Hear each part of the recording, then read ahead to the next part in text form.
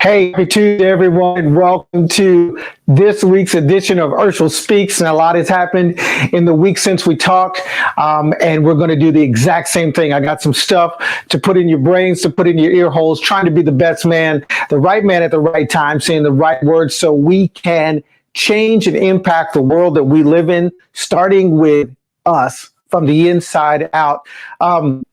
I want to say a couple things right off the bat. The day after our show last week was my birthday, and I turned 51. And I just want to say thank you to everyone. Seriously, like I think 600 people online, and thanks to the wonders of Facebook that help us all be a little bit more thoughtful when it comes to our friends and family. But it really is very encouraging when that many people reach out to say happy birthday and give well wishes. And I am trying to respond to every single one of them. And I haven't gotten there yet. I figured if you can take a few moments of your time to say happy birthday, then I can take a few seconds to respond to that. So if I haven't gotten to you yet, I promise that I'm getting there, and I'm going to go through every single one of Facebook, LinkedIn, text messages, all of them, because that's very special. So I really appreciate that. And, wow, so much is transpiring every single week. And we had a great conversation the last 2 weeks, and I promised you that this year we're going to hit topics and we're going to discuss things that need to be discussed. And some of those things are the things that you've been told all your life. You don't discuss these at dinner parties. Stay out of these conversations. Don't get on that. And I think that we have faced challenges in the world today because we are not having difficult conversations. We're not talking about some of the things that are hard conversations, but they're necessary and important conversations. And I like to have those because that's how we move. That's how we get better. That's how we grow. We go to the gym, and you know what? If you're injured, if you are just starting out, it's okay to go and just pick up the light weights or no weights and just do the movements and get good form and practice, doing things and just being in an environment that's healthy and where people are thinking and acting healthier. That's great. But if you want to make improvements, if you want to get stronger, if you want to get faster, if you want to get leaner, if you want to get healthier, at some point you have to push yourself to this point of failure. At some point you have to push yourself to be challenged. And at some points it has to hurt. It has to bring about enough pain for your body to react and do something different. It has to bring about enough challenge, burn enough calories to get the change that you want in your body, outside, inside, everywhere that you go. So that's why I believe we need to challenge ourselves in the conversations that we're having, and even before the conversations, in the thoughts that we're thinking and the thoughts that allow us to think and act and be the way that we are. And it's not because, we're surrounded by the masses of people who are evil and who are wicked and who only want bad things, but just the opposite. Because the vast majority of people, from my experience, the vast majority of people who live in this country and every other place that I've been in the world, they want to be happy. They want a good society. They want a better life and a better life for their children and their grandchildren. I have yet to meet a person who says, I want the world to be a crappier place for my kids and even more crappy for my grandkids.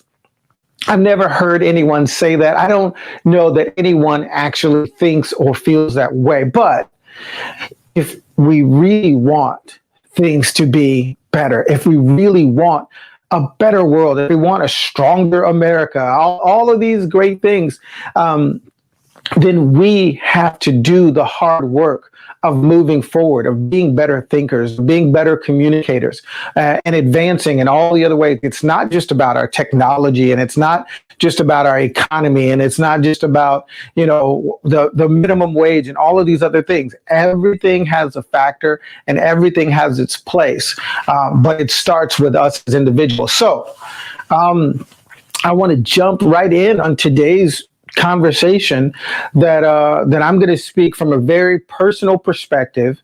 And I know that I have some friends out there listening, and I'm thankful. I'm really thankful that in my life I've been blessed to have a diverse group of friends my entire life. And by diverse, I mean in every way that you can think of diversity. And I cherish that and I value that because it's also how I learn and how I grow. I'm admittedly so much dumber than I used to believe that I was. In my early to mid 20s, I had all the answers to all of life's problems. I had so much wisdom and understanding. It was amazing that I didn't become king of the world at that time. And as I've aged and gotten older and experienced more things in life, I've realized that maybe there was one or two things that I was wrong about, and then I got a little older and I found out that there were maybe 5 or 10 things that I was wrong about. And today I've just accepted the fact that, even in the areas where I'm right, there's degrees of being right. There's degrees of understanding. There's, as one of my mentors used to say, life and truth is like an onion, and you just keep, peeling through layers and layers and layers, and you get down. And to him, he says, it gets sweeter and better the closer you get to the center. Now, I hate onions. So that's not a super great analogy for me. But the reality is there is that understanding that the truth and the knowledge and the wisdom that we gain over time, if we pay attention and if we allow ourselves to grow intellectually, relationally, then we realize that, very few things are as simple as we like to make them. Life is complex. Humans are complex. Individuals, we're complex. And then as groups of people, it's massively complex. And so we have to understand and appreciate that. So quickly today, I want to address a topic because yesterday was February 1st. I know today is Groundhog Day. I think Puxatawny Phil out there in Pennsylvania, I think he said we're going to see an early spring. Not really sure how all that works. I know there was kind of a funny movie, but so that was today. But yesterday, it was February 1st, and it was the start of Black History Month. And, again, in my past and in my younger days, I've said some things that are pretty ignorant, when it comes to Black History Month, and trying to be funny or trying to make other people comfortable as it relates to the conversation. But, again, I've grown, I've gotten a little smarter, and I've gained more wisdom and experience and understanding, which is really the important thing, is to continue to gain understanding. And so February 1st marks the beginning of Black History Month in America. And, and the intent is that things that were left out, especially out of the history books and the story and the telling of America, would be celebrated as it pertains to people of African descent who were in America, and how the contributions of individuals and collectives have contributed, because so much of that is now, and was even more so in the past, left out of the things that we learn as we're growing. But that's not the topic that I want to discuss today, because I told you today I want to have a personal conversation, especially for those of you who know me. And I assume that if you're watching this, you know me, or you wish you did. And I do too. So let's get together and know each other, where it's virtually or otherwise. But here's something that I want to say, because, again, I have a wide swath of friends and relationships and people that I know care about me, people that I care about. And And it's this phrase that we've used from time to time in a lot of different ways. Really, two phrases that I want to address. And the first one is when people say that, as it relates to race, not a physical impairment, but when people say that I'm colorblind. I don't see color as it relates to race and how we move about in our life. And I don't know that I've ever heard anybody say that, again, with any bad intention. And my feeling about it, again, is my feeling, not a judgment on anyone who would say that. But here's what I want to say as a man with this, wonderfully brown skin that I have and that I've had all my life, and I'll probably have for the rest of my life. I want to say that, that comment, when I hear it, that thought is something that it's not offensive to me, but it's something that not only do I think it's not necessary, it's not something that I, in my mind, that I want. In the same way that I wouldn't want anyone to say to me, I'm gender blind, or I would want anyone to say to me, I'm species blind. I don't care whether you're a human or a dog or a cat. I treat, everyone the same. When someone looks at me, there are things that they're going to see. There are things that they're going to perceive. And as a result of that, especially in this country and the way that we've been raised, there are things that are associated with that. I mean, people are going to look at my height. They're going to, look at this amazing, smile that my Father God has blessed me with.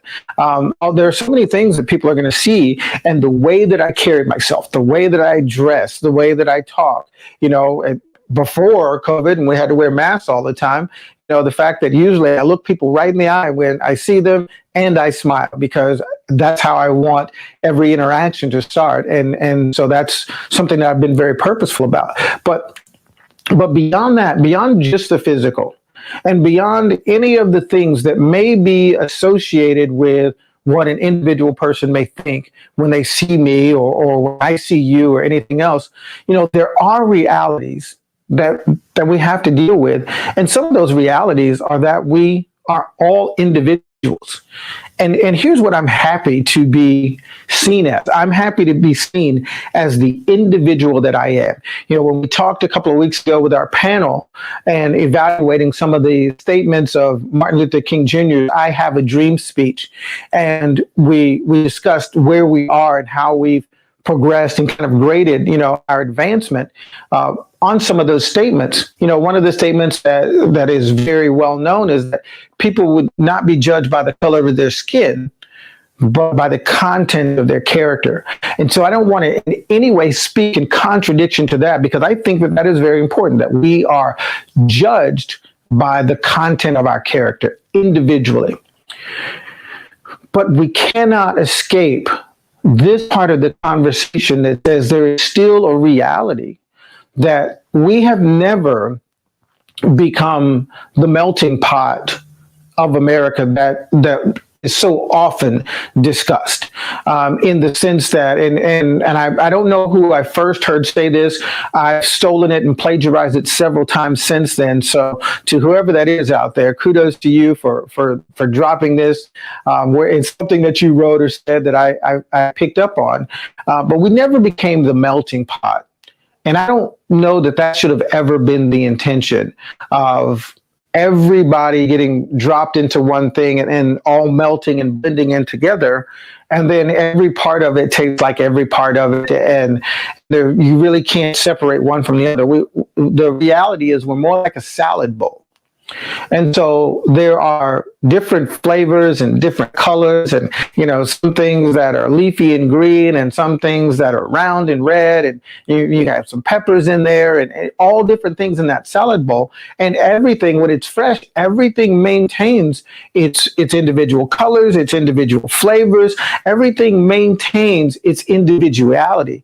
But it's the bringing it all together and the experiencing of all of those flavors and colors together that makes for a great salad. and that is really healthy, and it provides the nutrients and the water and all the things that we need that come from that. It's putting all of those things together and still allowing them to be separate, but then they're experienced together in that one salad. And I love that analogy so much better, because we're never going to get rid of differences. And we're a long way away from getting rid of perceived differences and preferences and prejudices. We all have them. And as we advance, the things that we can do is understand how we think and understand the experiences of different people. There are so many things that I can hear and appreciate, but only understand on a certain level what the experiences of women in business is like, or women in the military. And that has changed so much since, 30 some years ago when I went into the Marine Corps. The experience for women, in the Marine Corps, I look at it now and I was like, wow, that was crazy. It was crazy that it was that way. And the thing, but even before that, it was even, crazier, but that was the reality. And I have respect for so many women that I served with, and looking back and realizing the challenges that they had to face that were different than the ones that I had to face, simply because they were female and I was male. That was a reality in that time. And now it's gotten better. Now even the Marine Corps is having co-ed boot camp. And so things do change, but I think it's important for us to be realistic in having our conversations and say, I don't want to be colorblind in the way that I say, what?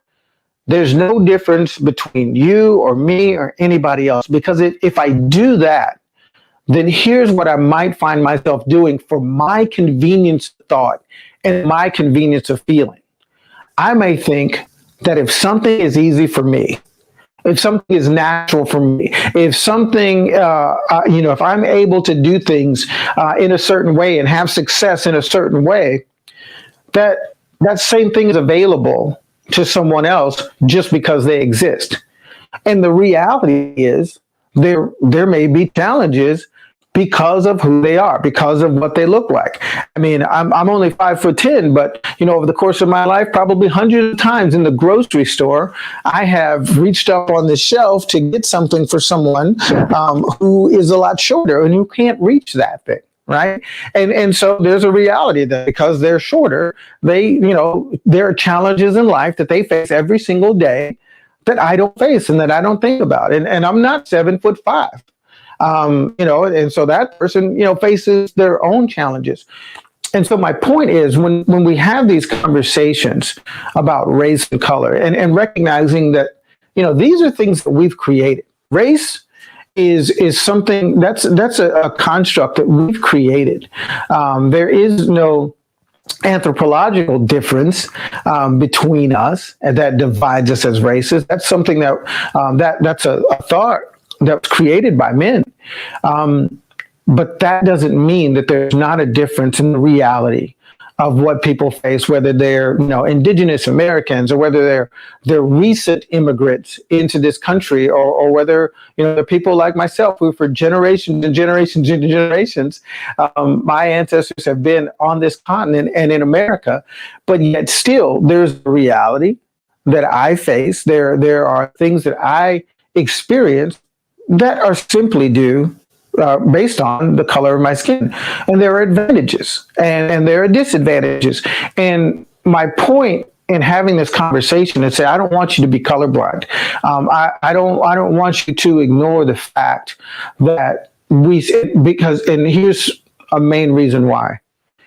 We need to celebrate the success and the growth and the advancement of all the things that we've done. And specifically, as it pertains to equity and equality, we need to celebrate that. We need to look at the realities of what we have experienced and what we have now in our world and in our country.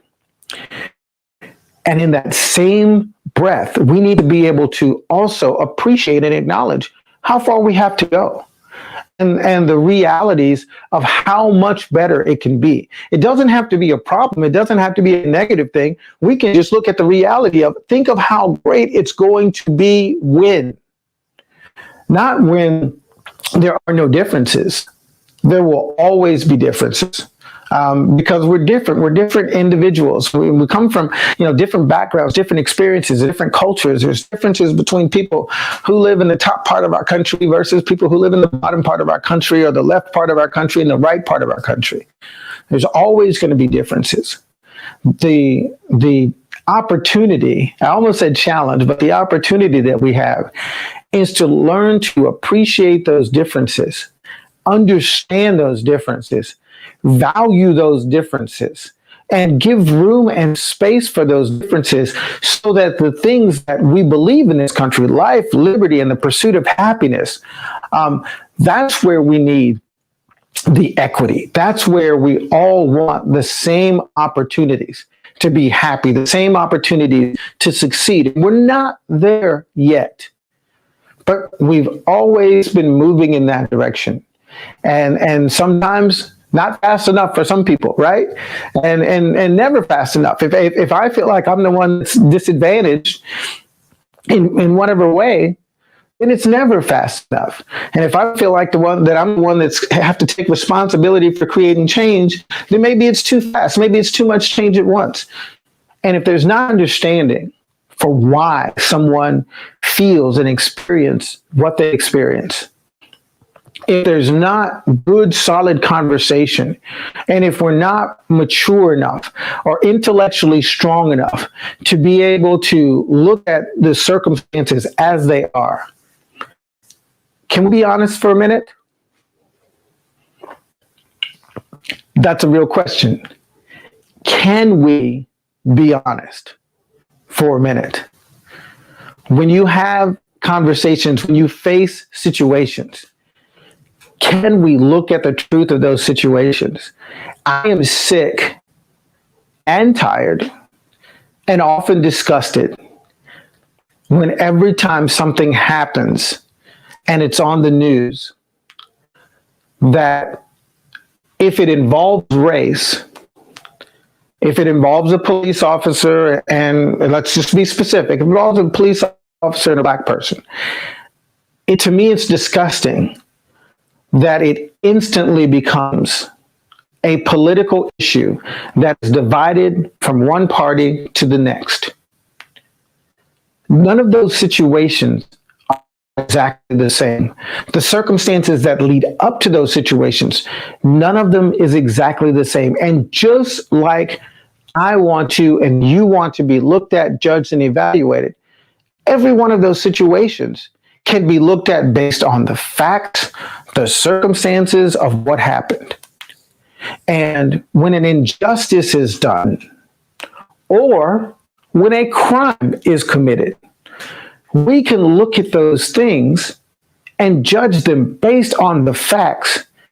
And I think we shouldn't disagree about very many of those things.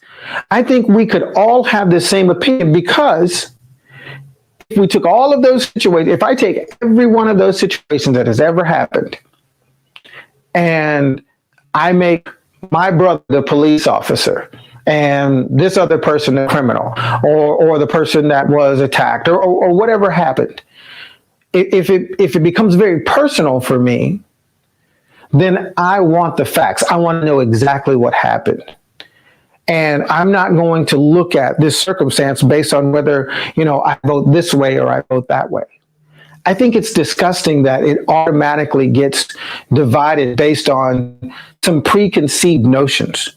I think we need to be able to look at things and judge those situations in the same way that I want to be judged by the content of my character. Judge those situations by the facts and not by the assumptions that we already walk around with, because that is one of the things, that is one of the biggest things that I see that instantly brings up anger and angst and drives the wedge of division deeper and deeper and deeper, because we want to automatically jump to this side or jump to that side, and it doesn't do us any good. It doesn't move the conversation forward. And it doesn't really show the respect for anybody concerned. It doesn't show the proper respect for police officers, for, whoever else is involved. Everything needs to be judged based on the circumstances and the facts. And the human lives need to be more important than political affiliations. That is something that we really need to deal with, but we can only deal with that. I can only deal with that one person at a time. I can only deal with that within my heart and within my mind. And again, I'm so blessed to have so many people in my life from so many varied backgrounds and so many different experiences. And sometimes I get shocked back into my own reality of prejudice or bias when I listen to one of my friends or someone I care about or respect discuss things from the perspective that they have. And for every time that that's happened, I'm thankful, because it's made me better. It's helped me to grow. It's made me wiser. And this is not a situation, and these aren't circumstances that I ever expect to be solved or even properly addressed from our political leaders. These aren't things that I think that can be fixed on a federal or even a state level. These are conversations that need to be had in our homes. The changes that need to happen in our nation when it comes to this, these are things that need to happen at dinner tables. They need to be had at bar stools. These conversations need to be had in churches and in workplaces and places where people go, and this is where they pick up their values. And this is where they really take on these things that affect the way they think without thinking, right? Those immediate reactions, those things that are implanted in our head. These are conversations that need to be had on the most granular level. And that's what moves us forward. That's what changes a culture from the inside out. We have been accepting this culture of division. We have been accepting this culture of victimhood. We've been accepting this culture of whataboutisms and blaming everyone else, and the Dems, the libs, and the Republicans, the conservatives, and all of this stuff. We have been accepting that, when the reality is there's something greater than we can accept. We can start by accepting ourselves for who we are, knowing that we are different from everyone else, and giving that same respect and acknowledgement to one another. The conversation of race is not going away in America anytime soon. It's just not. But it can get dramatically better if we start with that question: can we be honest? Can I be honest about what I actually think and what I feel and how these things impact me? And then can I be honest enough to listen to someone else be honest and accept what they say, have empathy for another person's circumstances, and then move forward with a better understanding of what it's like to be, from one of these many different facets of life that we have. That's the world that I believe that we can create. We have the opportunity and even the responsibility to move this conversation forward. So, the days of don't talk about politics, religion, or sex, those days are over. They did not serve us well at all. But the time to have these conversations and the time to listen to other voices and other perspectives, it's always been here, and I think it's here now in a greater way and with a greater opportunity to create this more perfect union in America that we say that we want, and to create the societies, the communities, the schools, the job environments, all the things that we want for our children and our grandchildren. But it's up to us to take on these conversations. So February, Black History Month, have all the conversations you can have. If it's something that you've never, put much thought into, and I know for some people it's something you've either ignored or tolerated, take some time to have some conversations. Take some time to learn some things, to appreciate some things that you've never appreciated. Take some time to share things. If it's something that you've always shared and celebrated in your home and talked about, find some other people that it may not be as relevant to and share with them. Let's experience as much of life and understanding as we can together to gain understanding, to grow in wisdom, and to be the people that we were created to be, so that as a collective, we can reach the potential and have the life that's available to us. My name is Urshel. This is Urshel Speaks. Have a great week, a great day, a great hour, and a great moment because you decide to. We'll see you next week.